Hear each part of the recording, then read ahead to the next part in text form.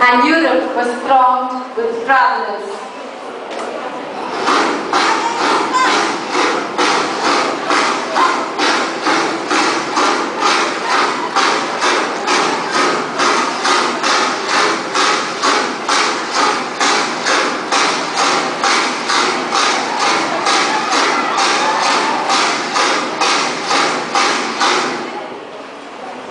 It was a remarkable family with humanitarian principles. Parthenope, called as Parthi, was born in 1890, the elder daughter, and Miss Florence Nightingale, born on May 12, 1820, is the second daughter of Mr. William Edward.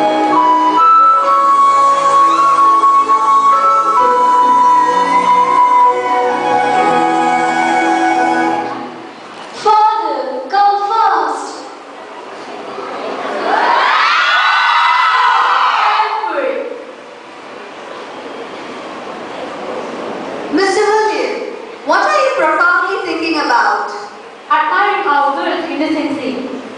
Mr. William, they will capture the society by their amazing intellectual capacity and beauty. Future awaits them. May the Almighty be with them in every step.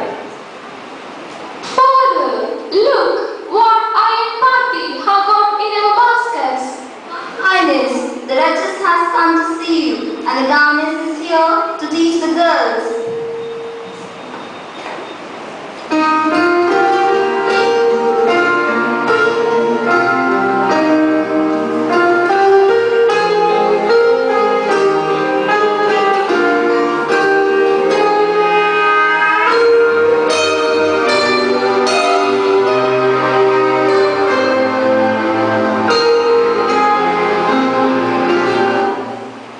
The girls learned from their father Italian, Greek, Latin, German, French, history and philosophy, in which Florence was interested but Parthi rebelled.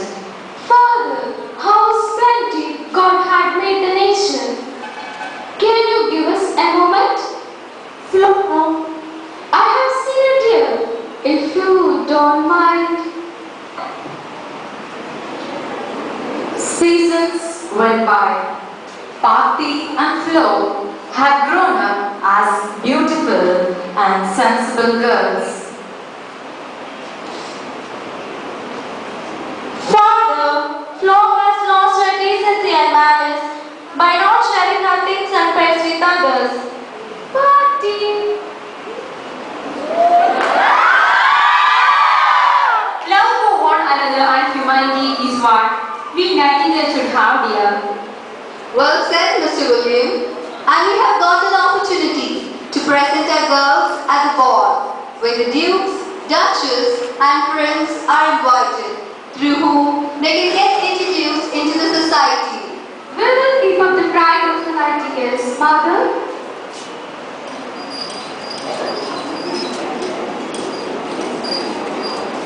The ball was filled with the wealthy. Mother, meet my elder daughter, Florence Nightingale, and my younger daughter, Florence Nightingale. Well said, Mr. William. Let me introduce Mr. Richard.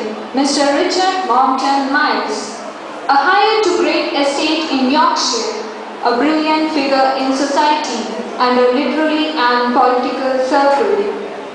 I think the ball has started. May I have a dance with you, Miss Florence Nightingale, it would be my honor.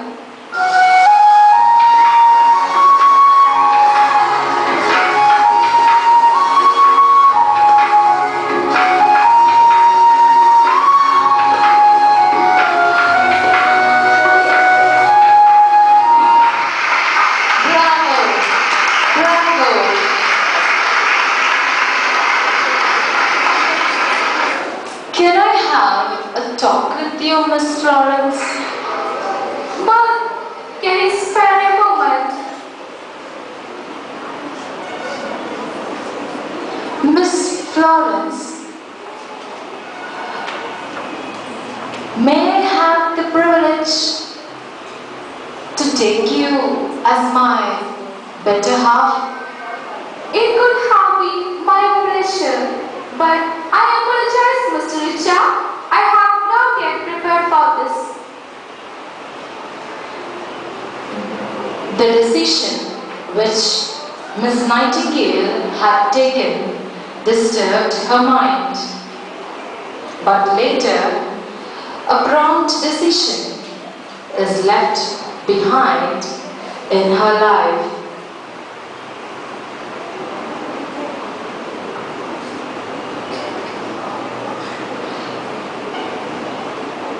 It was February 7, 1837, and since then, Miss Nightingale constantly heard the call. Florence, Florence, quench my thirst, fill my hunger. I'll be found among the poorest of poor, among the wounded and the sick. Come to me.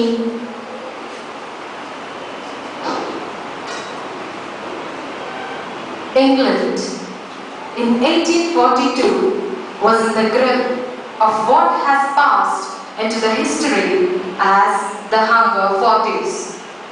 Everywhere was starvation, sweated labor and dirt. Diseased scarecrows swarmed not only in the airless, undrained courts of London, but in the black filth of rural cottages.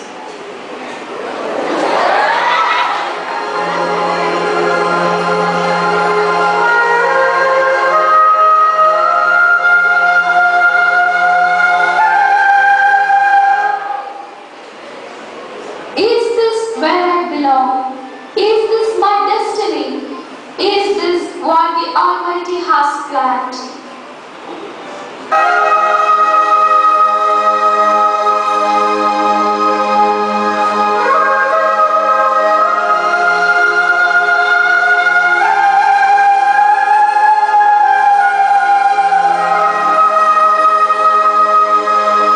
All round the walls, Florence, it's disgrace to our family. This disgusting act which you have done will not be accepted by our society. You have dishonored and put off the pride of Nightingale. The justification which you have put forth will not be accepted. Mother, I beg your pardon, but I feel contented and happy with the decision I have taken. Flo, we did not await this answer from you. Father!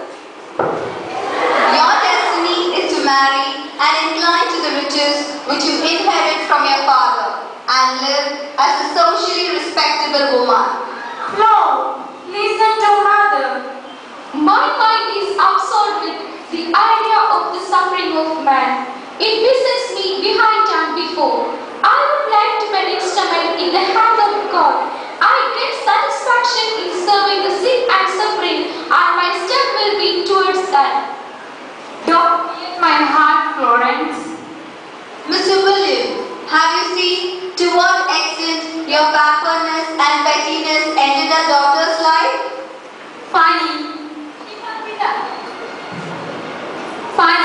She has been the apple of my eye. She thrashed my dreams.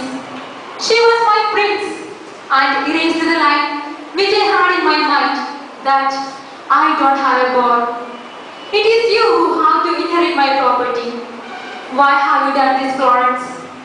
Why have you done this? Mother, how my dear sister will live there? How can she get adapted to that place? How can she leave us? How can she leave me? Father, how? It is a place where no facilities are adequate, where peace is to the world. Florence, you have been given a lavish life. How can you stay in such a place? Don't leave us. Florence, don't leave us.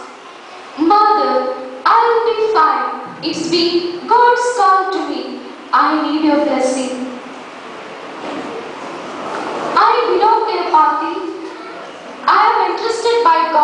mission. I am prepared to fulfill the call. Bless me, Father. You will be informed about my stay. You will be happy one day about your Florence. I won't forget you. Florence! Florence!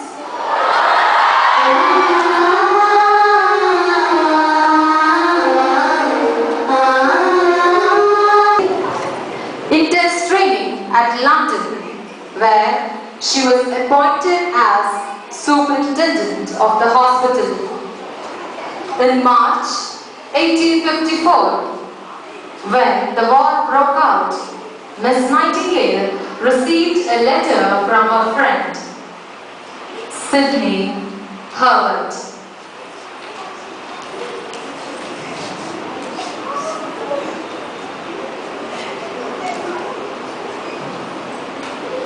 Warm regards, Miss Nightingale. Hope you are hale and healthy. Congrats for the post which you are now in. I have been appointed as Secretary of War in December 1852. The condition of army men is getting worse at the Crimean War, and they have not got an adequate care. I consider you and give you the responsibility to serve them. Hoping for the best. Your friend Sidney Herbert. Let God's will be done.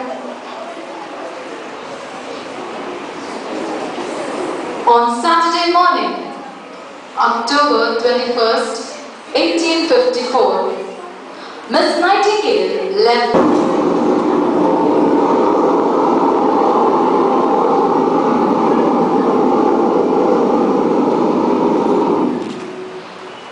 Miss Nightingale became awestruck to see the incident at the Army Hospital, Scutari, Crimea, where people come.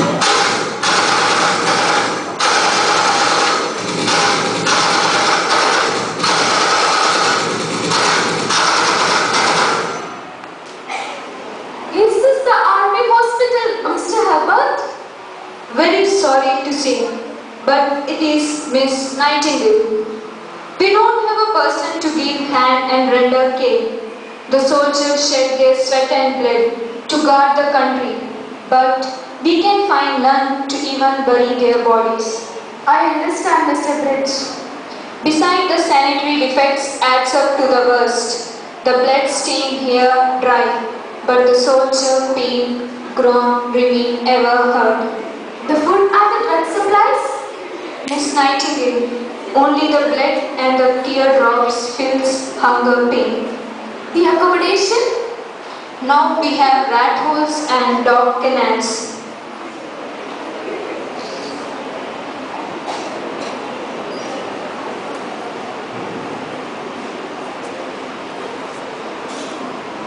If you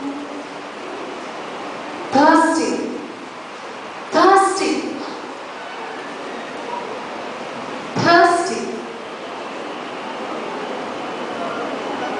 Until now, are there no one to render care?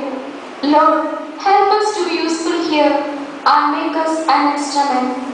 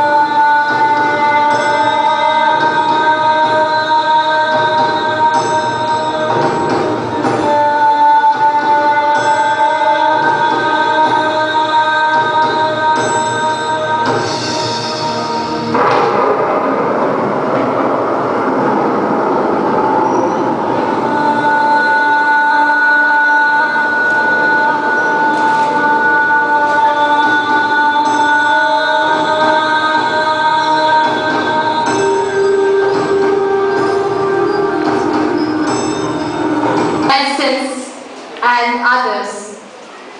The eyes were filled with tears and blossomed with happiness in the wife who is awaiting her husband's arrival, and the child who is always having the thought when daddy will be home. Mom! Mom! Dad's home! Charles! I was scared for your life.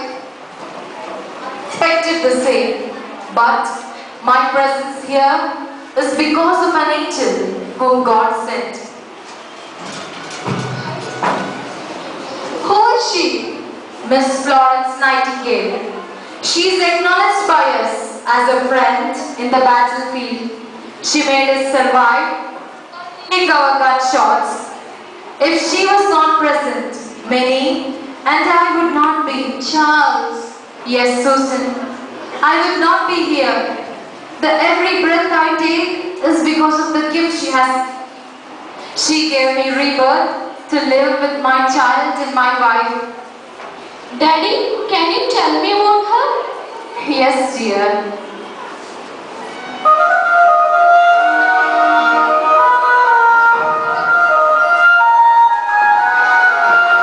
The air smells fresh, and the people's eyes were filled with joy. The blood stains vanished, the wounds healed. Contented and happy with the smile I see on soldier's face. The pain vanished and joy illusioned. The tear disappeared when the hand has reached. My soul rejoiced on seeing the spark of joy in the eye of the sick.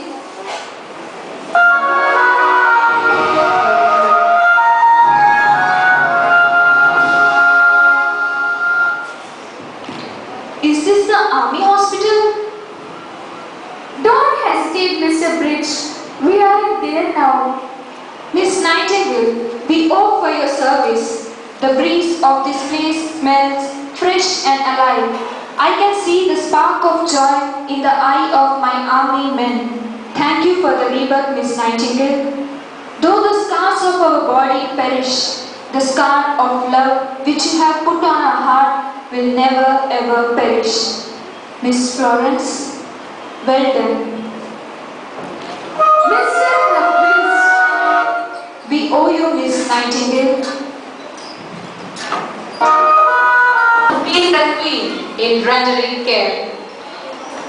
Here is the lady with the lamp, who has given herself for love and service.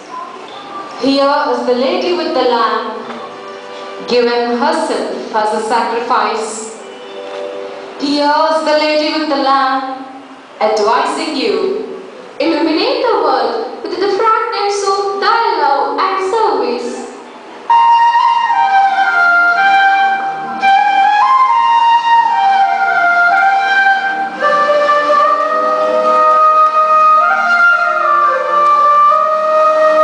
Let us salute the woman who made impossible possible. Ladies and gentlemen, Miss Florence Nightingale, the lady with the lamp.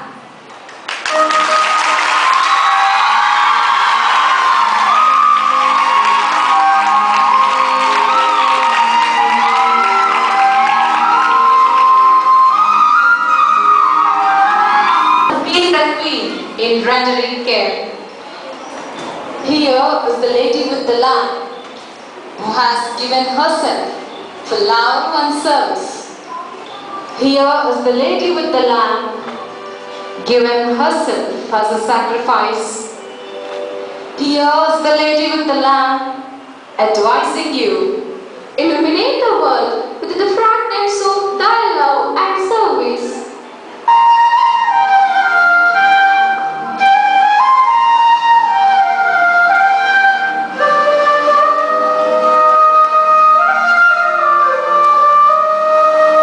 Let us salute the woman who made impossible possible.